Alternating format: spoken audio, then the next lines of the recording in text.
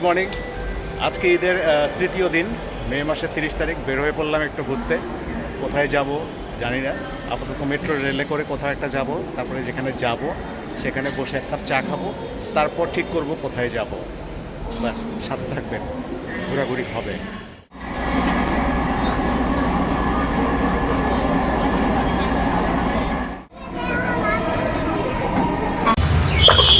যাই হোক, ঘুরতে ঘুরতে আমরা চলে এসেছি। আমরা ঢাকা ইউনিভার্সিটি স্টেশনে নামলাম মেট্রো রেলের, তারপরে চলে আসলাম এই জায়গাটায় টিএসসিতে।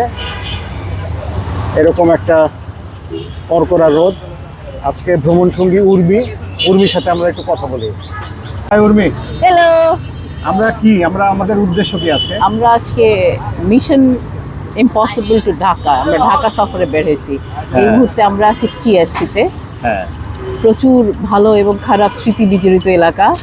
প্রচুর নস্টালজিক একটা বহু নস্টালজিক। আমরা এখন এখানে চা খাচ্ছি, আচ্ছা। যদিও বাইরে 36 অলরেডি চান্দি গরম হওয়া শুরু হয়েছে, বাট স্টিল দেখি কদ্দূর কি করা যায়। আপনাদের দোয়া প্রার্থী। ওকে, চলতে থাকবে।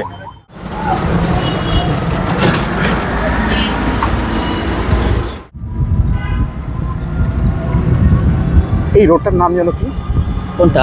এটা ওই ফাল্কন স্ট্রিট না? এটা সার্কুলার রোড নাকি? এটা ওই তো সামনে সামনে উদয়ন স্কুল না, ব্রিটিশ কাউন্সিল। এই যে ব্রিটিশ কাউন্সিল শুরু এখান থেকে। তাহলে তো এটা ফুলার রোড মনে হয়। Fuller road, Kazi Nazrul Islam Avenue যদিও বলে, বাট ইটস ফুলার রোড। বামেরটা, ডানেরটা, ও ডান দিকেরটা। এটা পরেরটা। এটা ফুলার রোড না। ওকে, হ্যাঁ উর্মি, আমরা এখন কোথায় যাচ্ছি রে? আমরা এখন যাচ্ছি লালবাগের কেল্লা। ইয়েস, পরি বিবির মাজার আছে যেখানে নাকি জিন পরি ঘুরে বেড়ায়। ওই পরি বিবি ছিলেন বেসিক্যালি শায়েস্তা খানের মেয়ে। পরি বিবি শায়েস্তা খানের মেয়ে। আমার মার নাম পরি। ও তাই? আমি পরির বাচ্চা। ওয়াও, আগে বলবি তো। এই যে এখন বললাম।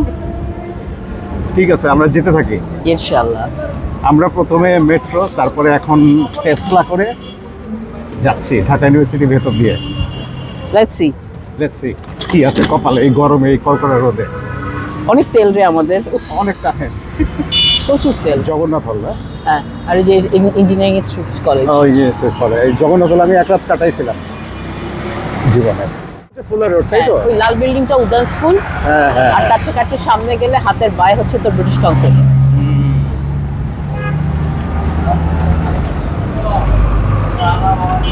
আর এই পুরোনো কড়ই গাছ। 1946 স্যার। শহীদুল্লাহ হল। এই হলটা কিন্তু বাইরে থেকে সুন্দর লাগে। সোহরাওয়ার্দী হল। বুয়েটের হল না এটা? সোহরাওয়ার্দী হল। হ্যাঁ, বুয়েটের হল। হ্যাঁ, এটা আমরা ঢাকা ইউনিভার্সিটি থেকে বের হয়ে এখন বুয়েট এলাকায় চলে এসেছি। এদিকেও প্রচুর স্মৃতি আছে, এখানে প্রচুর আড্ডা মারতাম রে। ওই যে আমার বন্ধু ছিল নোমান, হ্যাঁ, মঞ্জু ওরা তো এখানকার। বুয়েটের ভালো ছাত্র ছিল। ওদের সাথে আড্ডা মেরে ওদেরকে একটু নষ্ট করার চেষ্টা করতাম, আর কি লাভ হয় নাই। ঘুরতে ঘুরতে আমরা প্রচণ্ড রোদের মধ্যে চলে এসেছি লালবাগের কেল্লায়। লালবাগের কেল্লা ঢাকার একটা ঐতিহাসিক জায়গা। এটার নির্মাণের একটা ইতিহাস আছে। বাংলাদেশের একটা ঐতিহ্যবাহী জায়গা। হ্যাঁ, মানে বাংলাদেশের, আমাদের এই অঞ্চলের একটা গুরুত্বপূর্ণ ঐতিহাসিক জায়গা। নির্মাণের ইতিহাস আছে। ইতিহাসটা হচ্ছে যে 1678 সালে আজম শাহ বা আজম খান, উনি সম্রাট আওরঙ্গজেব, বাদশাহ আওরঙ্গজেবের পুত্র ছিলেন, তৃতীয় পুত্র খুব সম্ভবত। উনি ঢাকার মানে বাংলার সুবেদার হয়ে আসেন এবং উনি 1778 সালে এই কেল্লা নির্মাণের উদ্যোগ দেন। কিন্তু 1780 সালে আওরঙ্গজেব তাকে ফিরিয়ে নিয়ে যান মারাঠা বিদ্রোহ দমন করার জন্য, এবং শায়েস্তা খান সুবে বাংলার দায়িত্ব পান গভর্নর হিসাবে। তিনি এই কেল্লা নির্মাণ অব্যাহত রাখেন, পুনরায় শুরু করেন। কিন্তু ট্র্যাজেডি হচ্ছে যে কেল্লা নির্মাণ করতে করতেই তার মেয়ে, অত্যন্ত প্রিয় কন্যা পরি বিবি, অত্যন্ত সুন্দরী, উনি ইন্তেকাল করেন। এবং শায়েস্তা খান স্বভাবতই খুব ডিপ্রেশন বা মন খারাপ হয়। এবং আলটিমেটলি যেটা হয় যে এরপর মুর্শিদ কুলি খাওয়ার সময়, আমরা এই দিক দিয়ে যাই ওই দিকে যাই, মুর্শিদ কুলি খাওয়ার সময়ে পরবর্তী সুবেদার সুবে বাংলার রাজধানী ঢাকা থেকে স্থানান্তর হয় মুর্শিদাবাদে। তো স্বভাবতই ঢাকার গুরুত্ব তখন কমে যায় এবং এই কেল্লা কিন্তু পুরোপুরি আর নির্মাণ করা হয় নাই, মানে এটা কাজ অসমাপ্তই রয়ে গেছে। তো এই কেল্লার 3টা প্রধান অংশ আছে। একটা হচ্ছে পরিবিবির মাজার, একটা হচ্ছে দেওয়ানি আম, মানে যেখানে আমজনতার সভা বসতো, মানে যেটা মিটিং রুম আর কি। আরেকটা হচ্ছে এটার মসজিদ। তো আমরা যতদূর পারি এই প্রচন্ড গরমে ওই যে সৈনিক ব্যারাক ছিল, হ্যাঁ ঘুরে ঘুরে দেখব, কেল্লা সম্পর্কে যতটুকু জানি বলার চেষ্টা করব। সাথে থাকবেন। আসান মঞ্জিল, তারপর লালবাগের কেল্লা, this are all bank of Buriganga. একদম বুড়িগঙ্গার পাড়ে হ্যাঁ, ছিল। তো- আসান মঞ্জিল এখনো মানে বুড়িগঙ্গার পাড়েই আছে। হ্যাঁ, বাট মোটামুটি। ঘাটলা ছিল, ওইটা একদম ঘাট নামতো ছিল, হ্যাঁ, সরাসরি, একদম এটা সরাসরি। ছিল তাই। বাট এইটাও ছিল, বাট বুড়িগঙ্গা নদী দূরে সরে গেছে এখান হ্যাঁ। থেকে, নদীর যা ধর্ম আর কি। হ্যাঁ, আর মানুষের যে ধর্ম, আর মানুষের ধর্ম হচ্ছে একটু চাঁচপালি সব দখল করে নেয়া। হ্যাঁ, গিলে খাওয়া, গিলে ফেলছে একদম। তো আমরা যাচ্ছি এই বিল্ডিংটাতে। দুনিয়া তারা ছড়ায় বেড়াতে পছন্দ করে। প্রেমিক পুরুষ। উফ, এই বিল্ডিংটার কি ব্যাপার আমরা যে দেখি এটা কি ছিল অ্যাকচুয়ালি। প্রচুর নাম খোদাই করা আছে রে, প্রচুর প্রেমিকগণ।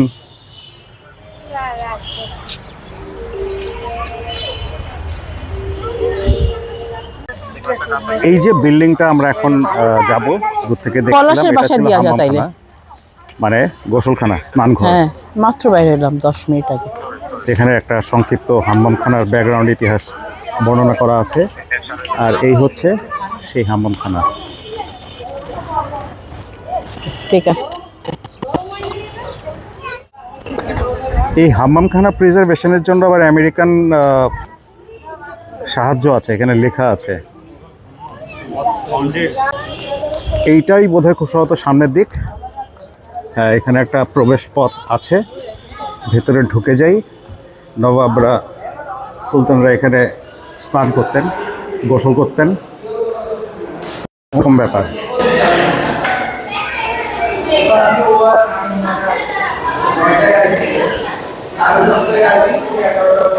এখানে ওই যে জলাধার ছিল, পানি ছিল এখানে, না? নট ব্যাড, ভালোই মেনটেন করা আছে আমার কাছে অন্তত মনে হয়।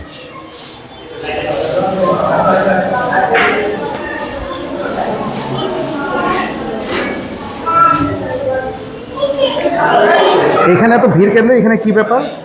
হাম্মামখানা, এই যে আরেকটা চৌবাচ্চা, যেখানে ওনারা গোসল করতেন।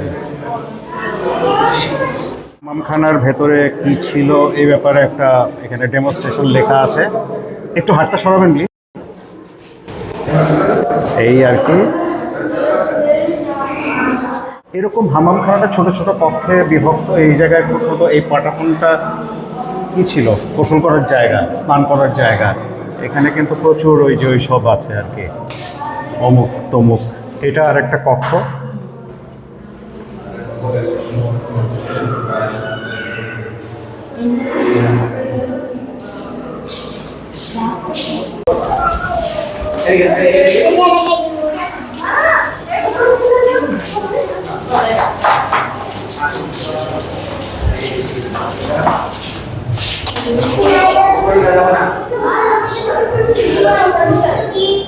উপরে উপরে যাওয়া যাবে? না নিষেধ, ওখানে আগে একটা ছিঁড়া ফেলা যাবে না বাবু। হাম্মামখানার ভেতরটা দেখা শেষ, ওখানে একটা সিঁড়ি ছিল কিন্তু ওখানে লেখা ছিল উপরে যাওয়া নিষেধ। সো আমরা এই কারণে নিষেধ মেনে উপরে গেলাম না। আর বিস্তীর্ণ বাগান। ওইটা কি পুকুর ছিল? কোনটা? ওই যে ওইটা, হ্যাঁ, এটা ওই পুকুর ছিল এখানে, বিশাল পুকুর, পানির সোর্স ছিল এটা। আর ওই যে ওই দিকটা ছিল হচ্ছে মানে একটা প্রবেশদ্বার ছিল পুরানা কেল্লার।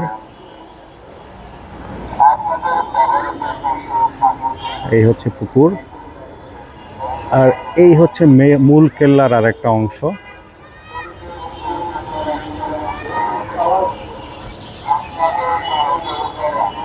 এই অংশটা, এই অংশের একটা বড় কিন্তু অংশ পিছন ধসে দিক। গেছে। এটা পিছন দিকে ছিল, হ্যাঁ, হ্যাঁ, এটা পিছন দিক। রাইট। এই হচ্ছে হাম্মামখানা। আমরা হাম্মামখানা দেখলাম, ওই ওই পাশের পুকুরটা দেখলাম, দূর থেকে একটা এন্ট্রি গেট ভগ্নদশা সেটা দেখলাম। এখন যাচ্ছি এটার উদ্দেশ্যে, এটা মনে হয় খুশি হতো সেই মসজিদটা।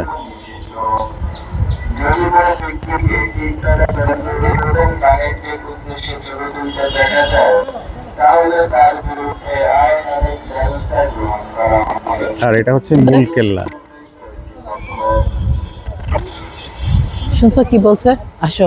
আমরা যাচ্ছি এখন এই স্থাপনাটার উদ্দেশ্যে। ওই প্রথমেই শুরুতেই বলেছি তিনটা প্রধান অংশ, একটা হচ্ছে মসজিদ, একটা হচ্ছে দেওয়ানি আম বা না, যেখানে এটা হচ্ছে মিটিং বসতো। মাজারটা।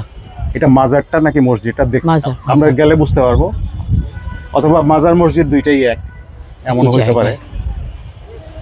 দেখছি এইসব জায়গায় পানি থাকতো আগে না, চৌবাচ্চা, ফোয়ারা। পানি পানি দিলেই পারে, একটু ফোয়ারাটার ব্যবস্থা করলে। Yeah, people জমে will যেত। come and swim here. আর এই হচ্ছে আমি, রোদে পোড়া অবস্থা। ওই দিক থেকে দেখি See, that's the thing I was talking.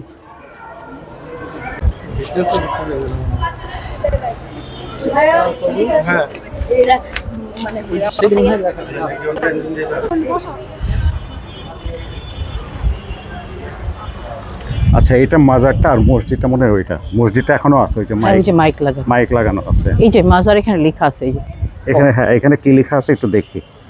হ্যাঁ, পরিবীবের সমাধি, পরিবীবের মাজার এটাই।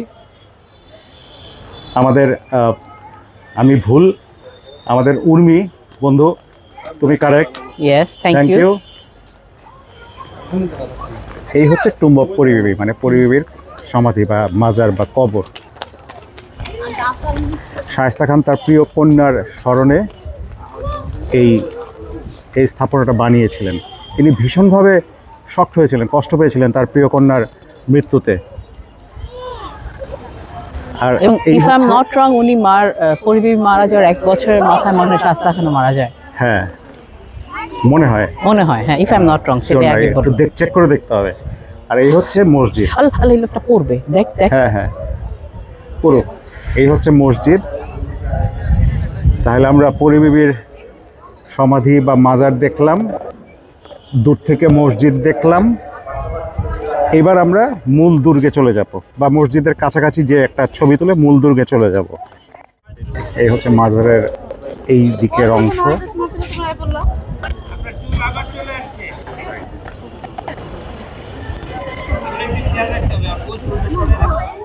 এই হচ্ছে মসজিদ।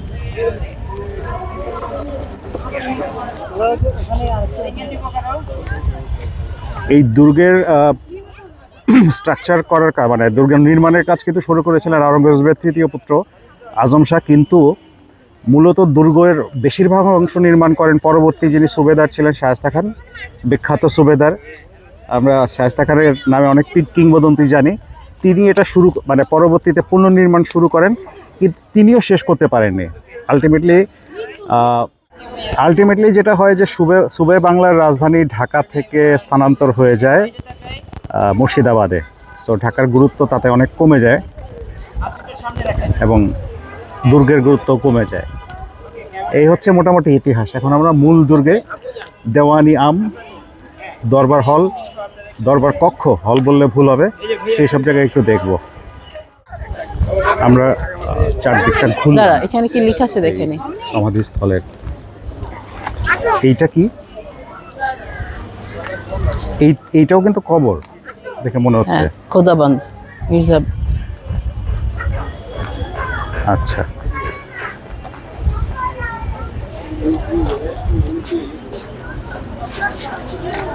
শায়েস্তা খানের একান্ত বিশ্বস্ত সহসেনা অধিনায়ক, মানে উনি আর্মির ছিলেন, দায়িত্বে ছিলেন। ওনার কবর এখানে, আর উভয় পার্শ্বের কবর অজ্ঞাত শিশুর। ওকে, আর এই হচ্ছে সেই পরিবেশ সমাধি। ভেতরে যাওয়া নিষেধ, দূর থেকে একটা ভিডিও করে নিলাম। শায়েস্তা খানের প্রিয়তমা কন্যা, আহা। আমরা এখন মূল দুর্গের দিকে যাচ্ছি। এই দুর্গটা কিন্তু ব্যবহার হতো মাল্টিপল কাজে। 1 নাম্বার মেইন কাজ ছিল that was A military base, মানে ক্যান্টনমেন্টের মতন। মুঘল সেনাদের অবস্থান ছিল এখানে। এটা হচ্ছে দ্বিতীয়ত সোলজার ব্যারাক। মেইনলি ব্যারাক, দ্বিতীয়ত হতো প্রশাসনিক কাজে, অ্যাডমিনিস্ট্রেটিভ কর্মকাণ্ডের জন্যে, তৃতীয়ত বিচারিক কাজে। এখানে কিন্তু বিচার সভাও বসতো, কাজীরাও বসতেন। বিচার ব্যবস্থা এবং প্রশাসন ব্যবস্থা কিন্তু মোটামুটি আলাদাই ছিল সেই সময় থেকে। আর চতুর্থত এটা বাসস্থান হিসেবে ব্যবহার করা হতো সুবেদার বা ওই লেভেলের লোকজনদের, আর সৈনিকরা তো থাকতোই। ভেরি ইন্টারেস্টিং, ইতিহাস খুবই ইন্টারেস্টিং একটা ব্যাপার।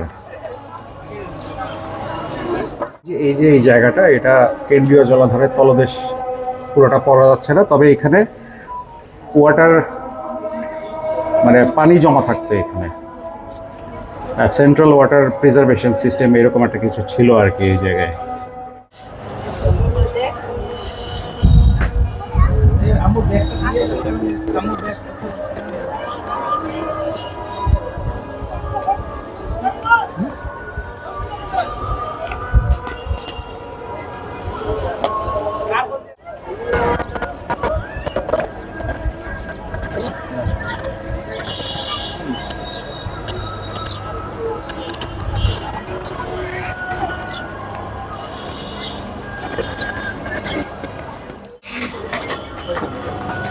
সিঁড়ি দিয়ে আমরা একটু উপরে ওঠার চেষ্টা করছি, দেখি কি আছে উপরে বা কিভাবে দেখা যায় উপর থেকে ব্যাপারটাকে। হ্যাঁ, বাদশাই উপর থেকে দেখছি।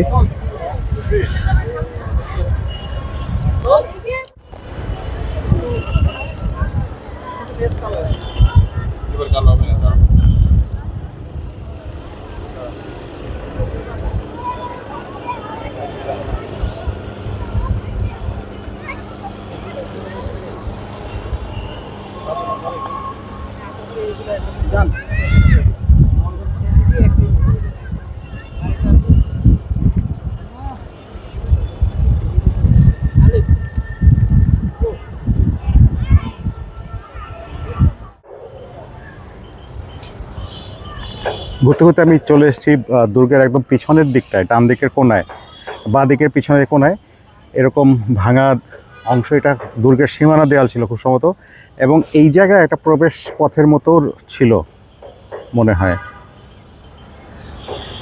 আর ওই যে সেই পুকুর,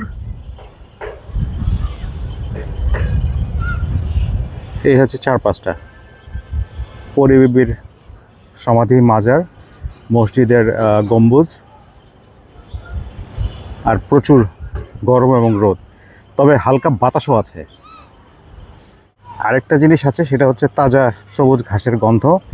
প্রচুর পলিথিন ছড়ানো ছিটানো আছে এদিক সেদিক, এগুলো আমরা করি স্বভাবগতভাবে, কিন্তু এই করাটা একদম খুব বাজে একটা ব্যাপার।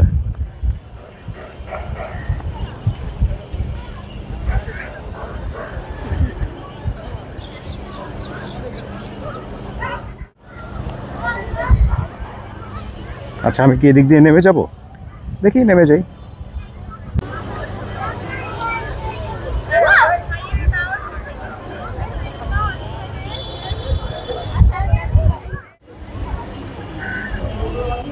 এইটাও ওয়াটার সোর্স ছিল মনে হ্যাঁ, হয়। জমায় রাখা। হ্যাঁ, বাট এখানে আমরা- ফোয়ারা ছিল, দেখ মাঝখানে গর্ত, হ্যাঁ। মাঝখানে এরকম ছিল, ওটা উঠায় ফেলাইছে। হ্যাঁ, আর এইটা ছিল এই যে পানি যাওয়া আসার জন্য। যাওয়া আসা, হ্যাঁ। এবং আচ্ছা, সেই ওইখানে নকশা আছে, ওই দেখ, চল চল চল, ওই ওই দেখ মাটিতে নকশা করা, ধর দাঁড়া। এই জায়গাটা না খুব ইন্টারেস্টিং। এটা আমি গত 2বার যখন এসেছি তখন চোখে পড়েনি, আজকে আমাদের বন্ধু উর্মির তীক্ষ্ণ নজর এড়াতে পারলো না। এইটা ছিল rooftop gardening gardening system. System. হ্যাঁ, সি কাম হিয়ার, এই দেখ। এখানে বাগান করতো, মানে কেল্লার বা দুর্গের ছাদের উপরে বাগান করতো, এবং সুন্দর প্যাটার্ন ডিজাইন করা আছে। এটা তো ভীষণ ইন্টারেস্টিং একটা ব্যাপার কিন্তু। এবং এই কেল্লার কিন্তু সব জায়গাতে, খেয়াল করছিস, মোটামুটি সব জায়গাতে ওয়াটার মানে ফ্লো কিন্তু ছিল। নদীর পানিটা হ্যাঁ, একদম তো শুকায় আগে। আবার এই যে রিজার্ভ ট্যাঙ্ক হিসেবে পুকুরও ছিল এখানে, হ্যাঁ। বিশাল একটা। পুকুরটা নিশ্চয়ই সৈনিকরা গোসল টোসল করার জন্য ব্যবহার করতো আর কি। আর হাম্মাম খানাটা ব্যবহার করতেন বসরা, ম্যাডামরা না। বন্ধু আমার অনেক টাকা হইলে আমি একটা হাম্মাম খানা বানাবো। বানাইছে আমার একটু দিস। আমার টেরেসে। হ্যাঁ তোর টেরেসে একটা হাম্মাম খানা বানাইস। হ্যাঁ আর উপরে কাঁচ দিমু। ওইখানে ওই যে কি সব জাগজি ফাগজি যে পানি এসে ধাক্কা দেয় গায়ের মধ্যে ওগুলা করবে শোন না। উপরে কাঁচ দিমু, ঠিক আছে, লম্বা কইরা উপরে কাঁচ দিমু, হ্যাঁ তারপর হবে এটা হাম্মাম খানা। হাম্মাম খানা। What is say? Oh great, আমার একটু দিস একটা তাহলে। বেদির মতো হবে, চারিদিক থেকে যে শাওয়ারগুলো আছে ওগুলা লাগাই দিমু, ওফ, উপরে সান নিয়ে থাকবো। মানে উপরে ট্রান্সপারেন্ট। হ্যাঁ বাট ট্রান্সপার মানে বাইরে থেকে দেখতে হবে বা যে উপর থেকে, মোটাগুলা, হ্যাঁ, হ্যাঁ উপরে, ওগুলা হ্যাঁ। দিব। জোস, মানে চল। অন্য একটা শব্দ আসছিল মুখে, হ্যাঁ। বললাম। আমাদের কেল্লা পরিদর্শন শেষ। পরিদর্শন মোটামুটি শেষ, আমরা এখন আস্তে আস্তে বের হয়ে যাচ্ছি। কিন্তু জানিস এখানে একটা কিংবদন্তি আছে, দুইটা কিংবদন্তি আছে। একটা ওই যে তুই যেটা বললি আসার সময়, যে এখানে একটু আত্মা ভূত, হ্যাঁ সামটাইমস। সামটাইমস ভূতের মানে এরকম একটা ব্যাপার। ভূত ঠিক না, ইটস কল স্পিরিট। স্পিরিট, আত্মা। ভূত আবার কি? না ভূত মানে তো ওই একই, হ্যাঁ মনে হয় একই, আমি হ্যাঁ। নট শিওর, ভূত গবেষণা আসলে ওইভাবে আবার করা হয় নাই। আর আরেকটা কিংবদন্তি আছে যে এই কেল্লার নিচ দিয়ে একটা বিরাট সুড়ঙ্গ ছিল সরাসরি, যেটা বুড়িগঙ্গা নদী পর্যন্ত বিস্তৃত ছিল। হ্যাঁ এটা বেশ জনপ্রিয় একটা কিংবদন্তি, কিন্তু এর আবার কোনো ঐতিহাসিক প্রমাণ বা ভিত্তি পাওয়া যায় নাই। আই থিঙ্ক এটা ওই পানি শোধনাগার ওইটা হইতে পারে হইতে পারে। এগুলা আবার এই ধরনের চিন্তা ভাবনাগুলো করলে কিন্তু বাট একটা থ্রিলিং হয় ব্যাপারটা। আচ্ছা একটা সময় না, মানে ধর আজকে থেকে 10 বছর আগে আমি যখন এসেছিলাম, 10 বছর বা 12 বছর আগে, তখন শুনেছিলাম যে এখানে রাত্রে বা সন্ধ্যার সময় লাইট অ্যান্ড সাউন্ড শো হয়। হ্যাঁ এখন কি হয়? লাইট হয়, সাউন্ড শো মনে হয় বিশেষ কোনো ওকেশনে হয়। অকেশনে লাইট শো হয় না? লাইট শো হয়, ওকে ঠিক বাট আছে। লাইট হয় যে তুই দেখবি ইয়ে লাগানো আছে, স্পটলাইট গুলো বড় বড় সার্চ লাইট ওগুলো লাগানো আছে না? হ্যাঁ ওকে ওই দেখ, ওই যে ওই কোনায়, ওই কোনায়, তারপর এখানে দেখবি এই যে এটার কোনায় আছে উপরে। আচ্ছা আচ্ছা আচ্ছা, না হলে ভালো। বাট আই থিঙ্ক মানে বাংলাদেশের পার্সপেক্টিভে জায়গাটা কিন্তু মেনটেন করা খুব একটা খারাপ না, মানে মোটামুটি ওয়েল মেনটেন। এসে একটা আরাম পাওয়া যায়। বাগানটা দারুণ, সবুজ ঘাস, ফুল গাছ, যত্ন নেওয়া হয়। আর এই এলাকার প্রচুর মানুষ এখানে প্রাতঃ ভ্রমণও করতে আসে। মনোরঞ্জনের জন্য আসে আর দেওয়ালে নাম লিখতে আসে। হ্যাঁ সেগুলো তো দর্শনার্থীরা। আর এখানে একটা কৃষ্ণচূড়া গাছ, আমার প্রিয় কৃষ্ণচূড়া। একটা, দুইটা। আমার স্বরচিত কবিতার 2টা লাইন আছে, 2টা লাইনই লিখছি। হ্যাঁ, সেটা হচ্ছে কৃষ্ণচূড়ার সাথে ভালোবাসা, আহা জারুলের সাথে প্রেম, আহা। সেই মুরমি সেই। কি লাস্টে কি এটা? সেই মুরমি সেই, because না না না, কেন? Why shame? because you're confused which one you want. You want Both. Both. যাক আমরা বেরিয়ে যাচ্ছি। টাটা। লালবাগের দুর্গ, লালবাগের কেল্লা। আচ্ছা উর্মি, হাউ ওয়াজ লালবাগের কেল্লা? Good, good. গুড ছিল না? Really good. দারুণ ছিল। আমরা এখন কই যাব? শোন, রোদ গরম, বাট একটা পর্যায়ে কিন্তু you didn't feel it that. হ্যাঁ ওটা সহ্য হয়ে যায় অনেক। হ্যাঁ। আমরা এখন কই যাব? আমরা এখন যাচ্ছি বিউটি লেবু শরবত খাইতে, লাচ্ছি আর লেবু শরবত। লাচ্ছি লেবু শরবত। হ্যাঁ তা ভাই রিক্সা চালক ভাই, আমরা এখন কই যাব? নুরানি লাচ্ছি। এটা কি চকে নাম করা না? আর এই বাচ্চা মেয়েটা আপনার নাতিন, মানে মেয়ের ঘরে, মেয়ের মেয়ে? বাহ বাহ বাহ, নাইস। কি নাম তোমার গো? হাবিবা। হাবিবা। বাহ, খুব সুন্দর নাম। ঠিক আছে হাবিবা, চলো আমরা একসাথে হাওয়া খাচ্ছি, রিক্সাতে ঘুরতেছে। তুমি কোন ক্লাসে পড়ো? কোন ক্লাসে পড়ো তুমি? 2-তে? বাহ নাইস। কোন স্কুলে পড়ে? দেশ কোথায়? ওরে মারাত্মক। জাদুঘর মানে হ্যাঁ জাদুঘর, হ্যাঁ এটা একটা আরেকটা ঐতিহাসিক জায়গা। জেলখানা, সেন্ট্রাল জেল ছিল এটা। এটাকে এখন একটা মিউজিয়াম করা হয়েছে বা করা হচ্ছে, on the way. On the way, পুরোপুরি হয় না এখনো। এটার ভেতরে একদিন যাইতে হবে, বুঝছো? ঢুকতে দেয় না এখন।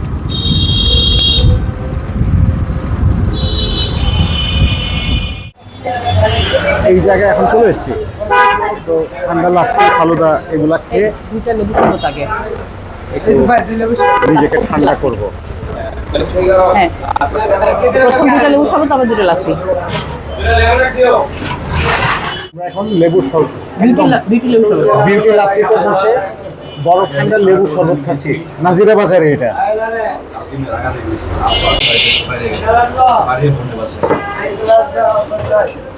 সঙ্গে লাচ্ছি লস্যি। তো বিউটি লাচ্ছির লাচ্ছি, লেবুর শরবত এবং দই কলা চিরা খেয়ে আমরা এখন যাচ্ছি আহসান মঞ্জিলে। কিন্তু এখানে একটা ব্যাপার আছে, আহসান মঞ্জিলে গুগলে দেখাচ্ছে আজকে বন্ধের দিন, শনিবার বন্ধ থাকে। আবার স্থানীয় লোকজনকে জিজ্ঞেস করতে বললো যে না, আজকে খোলা আছে, কারণ ঈদের ছুটিতে আহসান মঞ্জিল খোলা আজকে। তো আমরা যে এটা দেখি খোলা না বন্ধ। আজকে ঘুরে মজা এই কারণে যে আজকে এইসব জায়গার রাস্তাঘাটও কিন্তু বেশ মানে ফাঁকা। এইদিকে সাধারণত অনেক ভিড় হয়, বিশেষ করে এই নাজিরা বাজার এলাকায় প্রচণ্ড ভিড় হয়, কিন্তু আজকে বেশ ফাঁকা। ও, আমরা এখন ইসলামপুর হয়ে গেছি না, সব বন্ধ, এই জন্য আরামে যাওয়া যাচ্ছে। নাহলে খবর আছে, খবর মানে বিদেশি খবর পুরা।